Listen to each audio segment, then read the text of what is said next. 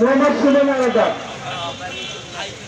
আজকে আমাদের প্রতিবাদী হাসিনার দালাল যারা আছেন সবাইকে সাবধান করে বলতেছি, যারা আমাদের এই বর্তমান এই আমাদের ছাত্র সমাজ তুলছে এই হাসিনাকে দাঁড়িয়েছিল, সেই হাসিনার জন্য আমরা 17 বছর এই বাংলাদেশের নাগরিক কোনো কথা বলতে পারি নাই, আমাদের অধিকার হারিয়ে ফেলেছি।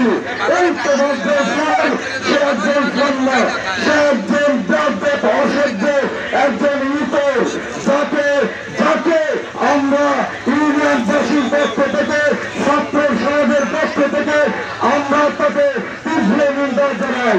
কিন্তু সেই তোমাদের হুমেন সাহেবকে আমরা ওনার পক্ষে যারা আজকের শিক্ষকরা দাঁড়িয়েছে, ওনার বিপক্ষে যারা আজকে যারা দাঁড়িয়েছে, কিন্তু তারা কোনো রাজনীতিবিদ নয়, তারা কিন্তু আজকের দিনের শিক্ষার্থী।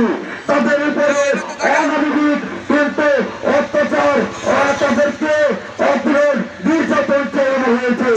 আমি চাই এই ফেসিবাদের এই আওয়ামী লীগের দ্বারা তোমাদের হোসেনের স্বর্ণ উচ্চ বিচারের জন্য আমি আইনকে আওতায় আনার জন্য আকুল আবেদন জানাচ্ছি।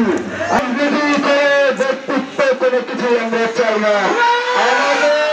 আমাদের সেই শিক্ষার্থীরা চায় এদেশের সুস্থ ও শান্তি শিক্ষা প্রতিষ্ঠান করতে।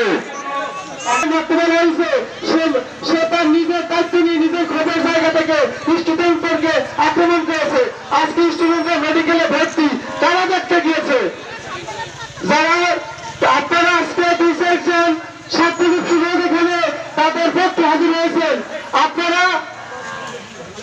হাজির হয়েছে সেখানে কি তারা একবারে শিক্ষার্থী দেখতে গিয়েছে? এখন